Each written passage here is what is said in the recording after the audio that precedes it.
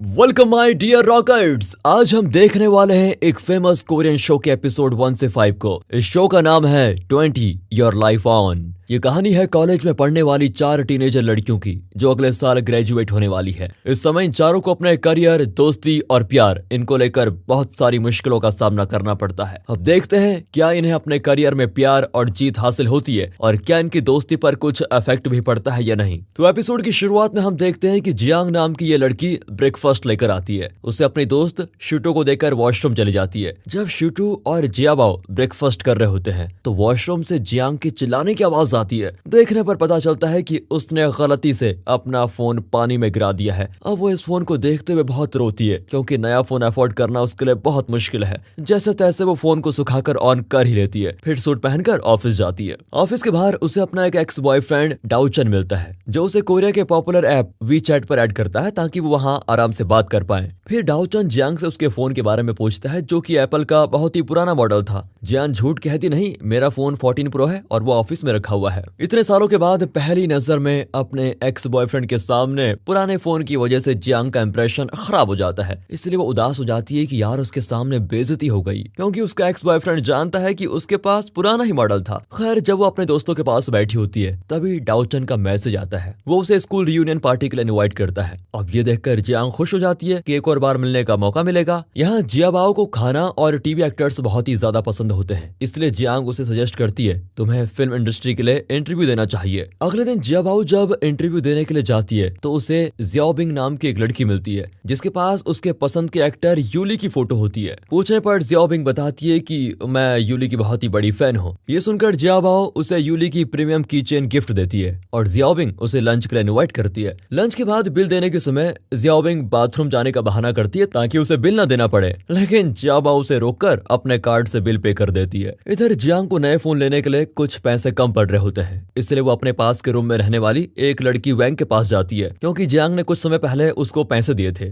वैंग भी कहती है कि इस समय मेरे पास पैसे तो है नहीं, इसलिए मैं थोड़े दिनों के बाद स्कॉलरशिप के पैसे आने के बाद तुम्हें दे दूंगी। यहाँ रूम में शिटो जियाबाओ को डांट रही होती है क्योंकि जब से वो जियाओबिंग से मिली है तब से हर वक्त सिर्फ वही बिल पे कर रही है और अब वो जियाओबिंग के कहने पर एक्टर यूली के शो के टिकट्स भी बुक कर रही है। शिटो को ये बात पसंद नहीं आती कि जियाओबिंग जियाबाओ से खर्चा करवा रही है। अगले दिन जब ये तीनों शॉपिंग करने जाती है तो जियांग देखती है कि वैंग भी नए कपड़ों की शॉपिंग करने के लिए आई हुई है। इसका मतलब उसके पास अभी पैसे हैं, लेकिन फिर भी वो झूठ बोल रही थी। जब जियांग उससे पैसे लेने के लिए जाती है तो वैंग गरीब होने का कहकर रोते हुए जोर जोर से चिल्लाने लग जाती है। अब इसमें जैंग गलत दिखाई देती है और आसपास के लोग उसकी वीडियो बनाकर इंटरनेट पर डाल देते हैं। फिर शिटो और जियाबाओ जियांग को घर लेके आते हैं, उसे समझाते हैं कि तुमने जो किया वो गलत था। जियांग को भी ये बात बहुत ही बुरी लगती है कि उसके अपने दोस्त भी अब उसका सपोर्ट नहीं कर रहे हैं, इसलिए वो गुस्से में बाहर चले जाती है। फिर जियांग के पास उसकी माँ का कॉल आता है। उसकी माँ उससे पूछती है कि ऑनलाइन पेमेंट कैसे करते हैं। अब जियांग तो गुस्से में अपनी मॉम से भी ऊंची आवाज में बात करती है और कॉल ही कट कर देती है। फिर अगले दिन जियांग ऑफिस जल्दी चली जाती है। अब यहाँ दिखाते हैं तो जियाबाओ जियाओबिंग और उसके दोस्तों के साथ पार्टी करने के लिए जा रही होती है। तभी शिटो उससे कहती है कि अब मैं भी तुम्हारे साथ जाऊंगी। दोनों रेस्टोरेंट चले जाते हैं। अब जब शिटो मोबाइल नेटवर्क ढूंढते हुए बाहर जाती है तो वो चुपके से जियाओबिंग और उसके दोस्तों की बातों को सुन लेती है, जिससे उसे पता चलता है कि जियाओबिंग एक्टर यूली के नाम पर जियाबाओ के पैसों का फायदा उठा रही है। अब शिटो उसका टेस्ट लेने के लिए जियाबाओ के सामने उससे यूली के बारे में सवाल पूछती है जिसका वो जवाब नहीं दे पाती। इससे जियाबाओ समझ जाती है कि वो झूठ बोल रही थी, इसलिए वो मौका देखकर शिटो के साथ छुपके से भाग भी जाती है। उधर वैंग जब अपने लिए शू खरीद रही होती है तभी जैंग उससे जबरदस्ती पैसे ले लेती है और वैंग फिर से गरीब होने की बात कहकर रोने भी लगती है। तभी जियांग का साथ देने के लिए शिटो और जियाबाओ वहाँ पर आ जाते हैं और इस बार वो उससे पैसे ले ही लेते हैं।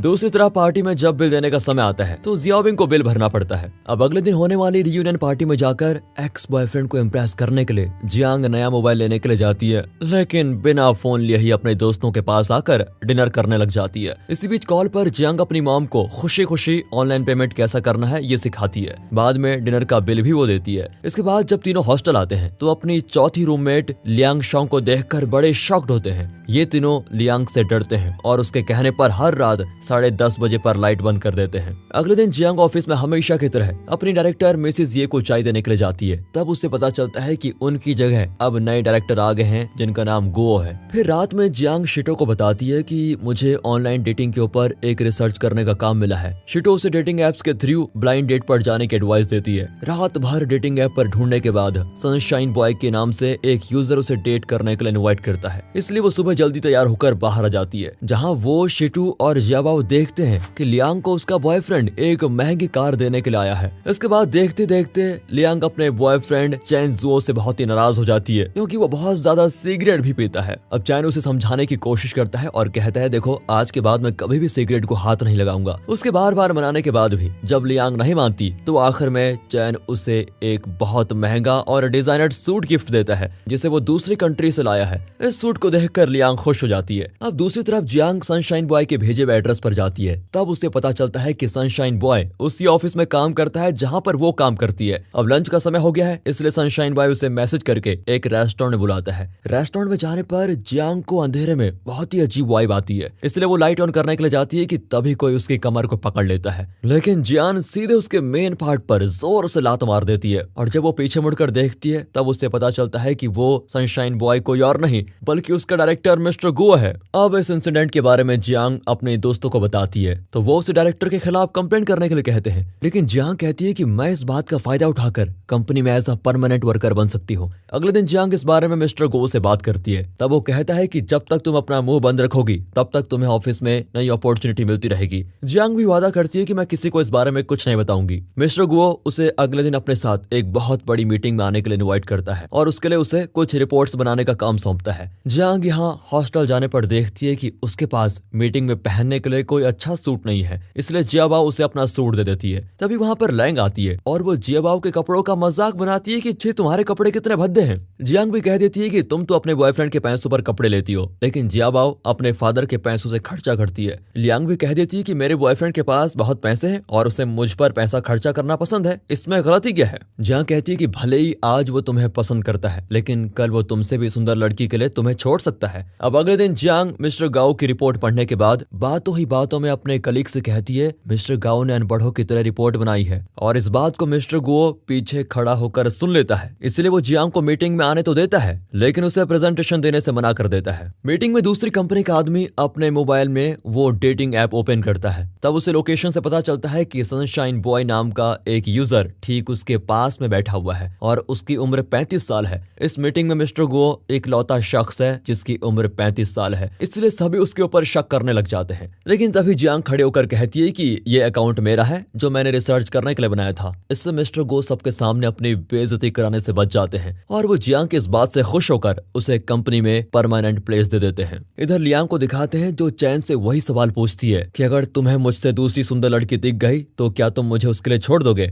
चैन कहता है कि मैं कभी भी तुम्हारे अलावा किसी दूसरे के बारे में सोच नहीं सकता। ये सुनकर लियांग बड़ी खुश हो जाती है, लेकिन तभी उसे चैन के हाथों से सिगरेट की स्मेल आती है। लियांग कहती है मुझे तुम पर विश्वास नहीं है, तुम सच बोल रहे हो या झूठ, क्योंकि तुमने वादा किया था कि सिगरेट को कभी हाथ नहीं लगाओगे। इतना कहकर लियांग गुस्से में वहां से चली जाती है। फिर जब वो हॉस्टल पहुंचती है तभी वो एक सूट को देखती है जो टेबल पर रखा हुआ है और उस पर चाय का दाग भी लगा हुआ है। वो जियांग से इसके बारे में पूछती है। जियांग कहती है ये सूट तो जियाबाओ का है, लेकिन जियाबाओ कहती है मेरा सूट तो अलमारी में पड़ा है। इसका मतलब जियांग ने गलती से लियांग का सूट पहन लिया था। वो इस दाग को साफ करने के लिए जियांग को दे देती है कि तभी सूट से एक रिंग नीचे गिरती है, जिसे देखकर लियांग समझ जाती है कि चैन ने उसे प्रपोज करने के लिए सूट में रिंग रखी थी। फिर वो चैन के पास जाती है जो उसे एक गिफ्ट के साथ सरप्राइज करता है और उसे रिंग पहनाता है। अगले दिन जियांग ऑफिस जाकर रिजाइन कर देती है। तभी मिस्टर गो चिल्लाते हुए उसके पास आता है और कहता है कि तुमने मेरी कंप्लेंट क्यों की। जियांग कहती है मैंने तो कोई कंप्लेंट नहीं की। फिर हमें फ्लैशबैक में पता चलता है कि जब जियांग मिस्टर गो के टेबल पर फाइल रखने के लिए नीचे गई थी तब उसे लैपटॉप की नोटिफिकेशन से पता चलता है कि मिस्टर गो ने एक साथ बहुत सारी लड़कियों को फंसा के रखा हुआ है। इसी वजह से जियांग उसके साथ काम नहीं करना चाहती। अब प्रेजेंट में आते हैं। लिफ्ट बंद होने से पहले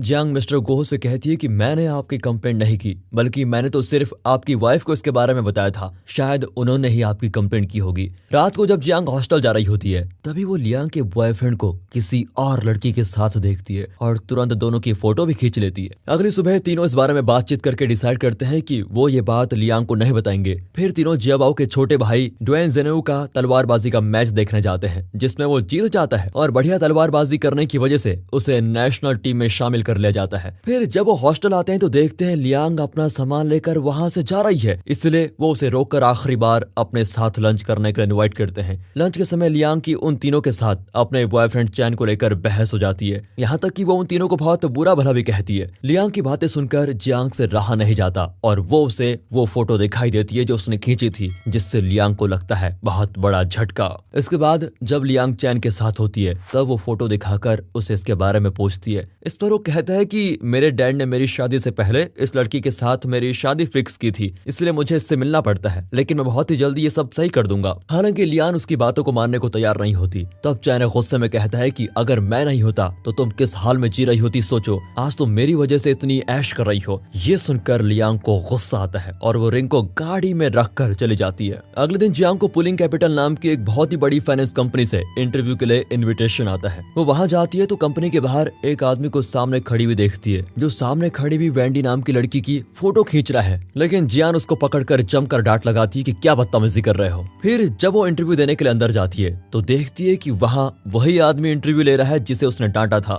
इस आदमी का नाम मिस्टर जोह होता है और ये इस कंपनी का प्रेसिडेंट है। मिस्टर जोह बिना सवाल पूछे जैंग को रिजेक्ट कर देता है, इसलिए जैंग कहती है कि नीचे जो हुआ आप उसके लिए मुझे टारगेट क्यों कर रहे हो और एक भी सवाल पूछे बिना मुझे रिजेक्ट कैसे कर दिया। ये सुनकर मिस्टर जोह उसे एक ऐसा सवाल पूछता है जिसका जवाब जैंग को पता नहीं होता। इधर हॉस्टल में दिखाते हैं तो शिटो गेम खेल रही होती है। तभी जियाबाओ के पास अपने फेवरेट टीवी एक्टर की कंपनी से इंटरव्यू के लिए मैसेज आता है, जिसे देखकर वो बहुत ज्यादा खुश होती है। तभी कोई दरवाजा नॉक करता है और जब शिटो दरवाजा खोलती है तो अपनी मॉम को देखकर होती है शॉक्ड। फिर शिटो और उसकी मॉम कार में जाके बात करते हैं। शिटो की मॉम उसे समझाती है कि दिन भर वीडियो गेम्स खेलने से कुछ नहीं होगा बेटा, अगर तुमने कॉलेज खत्म करने से पहले अपना करियर डिसाइड नहीं किया तो मैं तुम्हें हायर एजुकेशन के लिए विदेश भेज दूंगी। शिटो कहती है कि मैं अपना करियर गेमिंग और कॉमिक्स में बनाना चाहती हूँ माँ। ये सुनकर उसकी माँ गुस्से में यहाँ से चली ही जाती है कि क्या करियर बनाएगी इसमें। उधर इंटरव्यू के रिजल्ट से जियांग को पता चलता है कि मिस्टर जोहो ने वेंडी को सिलेक्ट कर लिया है, लेकिन उसे नहीं किया। इस बारे में वो मिस्टर जोहो से बात करती है। तब वो बताता है कि वेंडी के पास जो क्वालिफिकेशन है वो उसकी जॉब के लिए परफेक्ट है और सुबह मैं उसकी फोटो नहीं खींच रहा था बल्कि मेरी गाड़ी पे लगे स्क्रैचेस की फोटो खींच रहा था। जियांग जब कहती है कि क्या आपने वेंडी को खूबसूरत होने की वजह से जॉब दी है तो मिस्टर जोहो कहता है कि हाँ ऑफ कोर्स। अब हॉस्टल आने पर जियांग देखती है कि सुंदर चेहरे की वजह से लियांग को भी जॉब मिल गई है, तो वो और ज्यादा दुखी हो जाती है कि इसे कैसे जल्दी जॉब मिल गई। लेकिन जियाबाओ उसे हिम्मत देती है और फिर से कोशिश करने को कहती है। अगले दिन जियांग वापस उसी कंपनी में जाकर लिफ्ट में मिस्टर जोहो को उसके सभी सवालों का जवाब दे देती है जो उसने इंटरव्यू में पूछे थे,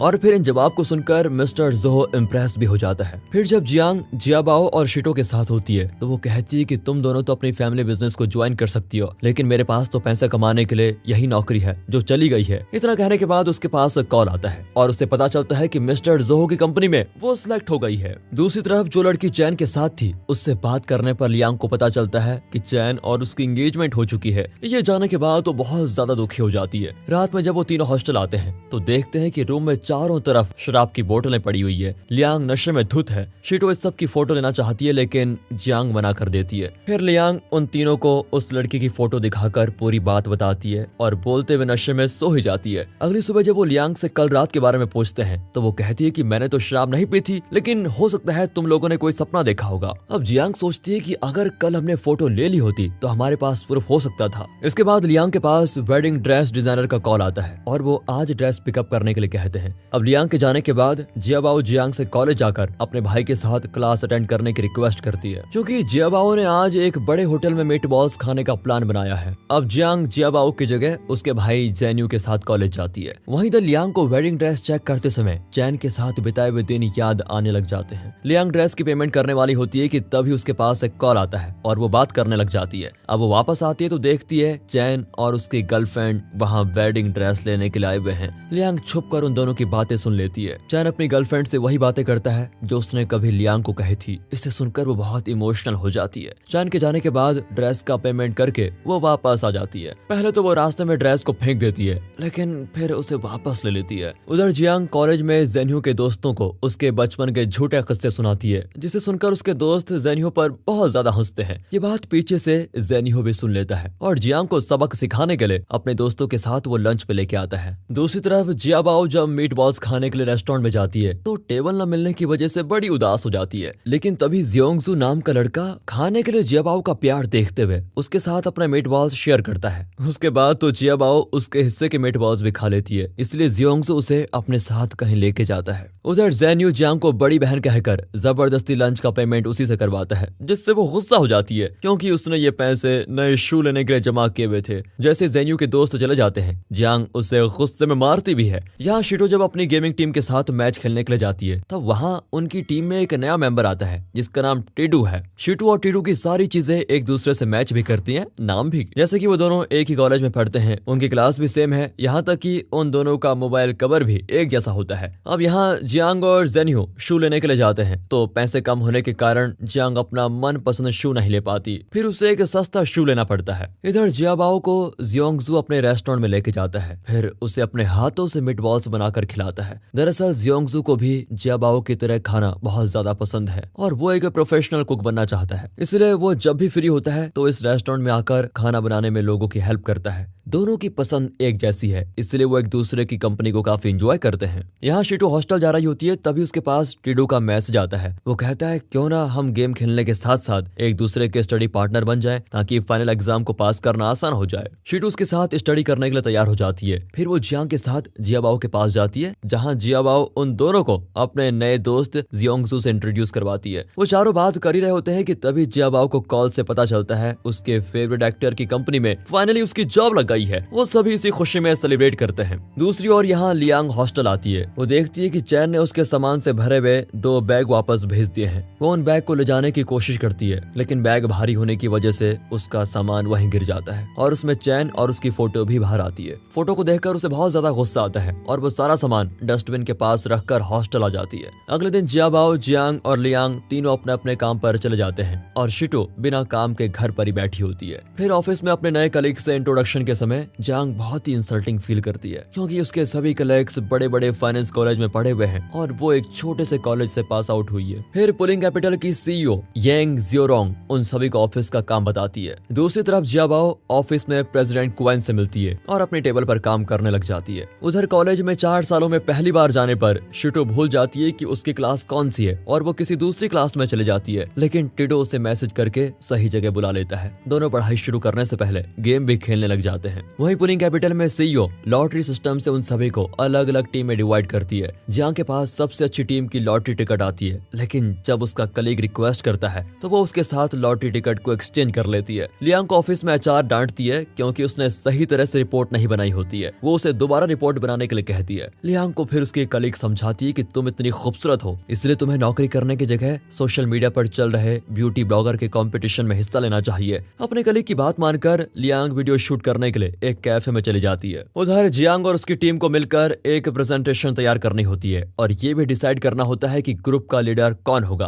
पहले तो जियांग के दोनों टीम मेंबर्स में लीडर बनने को लेकर बहुत बहस भी होती है, लेकिन जियांग कहती है मैं प्रेसिडेंट जोहो को इंटरव्यू के पहले पर्सनली जानती हूँ, तो वो अपनी टीम की लीडर बनती है। साथ ही जब जियांग उन दोनों को प्रेजेंटेशन के पॉइंट बता रही होती है तो दूसरी टीम के लीडर उसकी बातों को सुन लेती है। यहाँ दिखाते हैं तो कॉल पर बात करते हुए जियाबाओ के ऑफिस का प्रेसिडेंट उसकी डायरी पर नंबर लिखने लगता है, जिसे देखकर जियाबाओ उदास हो जाती है क्योंकि इस डायरी पर जियाबाओ ने अपने सभी फेवरेट एक्टर के ऑटोग्राफ कलेक्ट करके रखे हुए थे। जियाबाओ इस बारे में जियांग को मैसेज करके बताती है, लेकिन गलती से ये मैसेज कंपनी के ग्रुप्स में सेंड हो जाता है और सभी उसकी तरफ देखने लगते हैं कि ये क्या किया तुमने। यहाँ तक कि प्रेसिडेंट भी उसको घूरता है। अब स्टाफ से सॉरी मांगने के लिए वो सभी को इम्प्रेस करने के लिए स्टारबक्स से कॉफी ऑर्डर करती है, लेकिन प्रेसिडेंट ने भी सबके लिए कॉफी ऑर्डर की होती है, इसलिए सभी को प्रेसिडेंट की मंगाई हुई कॉफी ही पीनी पड़ती है और जियाबाओ की कॉफी को कोई हाथ भी नहीं लगाता। उधर लियांग को दिखाते हैं तो ये देखकर वो उदास हो जाती है कि कंपटीशन में उसके वीडियो को सबसे ज्यादा डिसलाइक मिले हैं। उसकी कलीग उसे एक दूसरे ब्लॉगर का वीडियो दिखाकर समझाती है कि तुम्हें भी अपनी वीडियो को इस तरह से बनाना चाहिए। यहाँ शीटो के पास पढ़ने के लिए एक किताब भी नहीं होती, इसलिए वो टीडो के साथ नई किताबों की शॉपिंग करने के लिए जाती है। वहीं पुलिंग कैपिटल में प्रेजेंटेशन देते समय दूसरी टीम की लीडर वही पॉइंट्स यूज करती है जो जियांग ने अपनी टीम को बताए थे।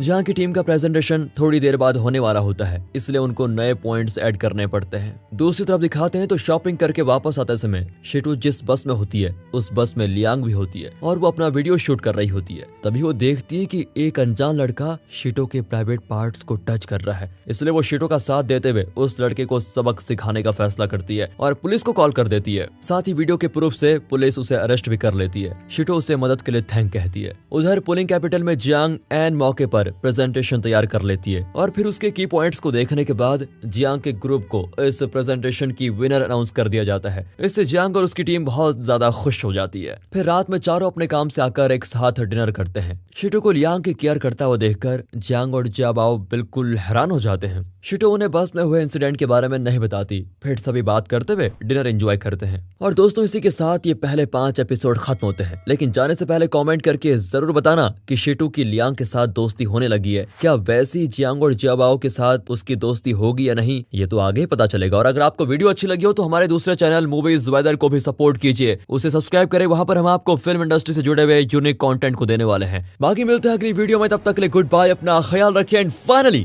Thanks for watching.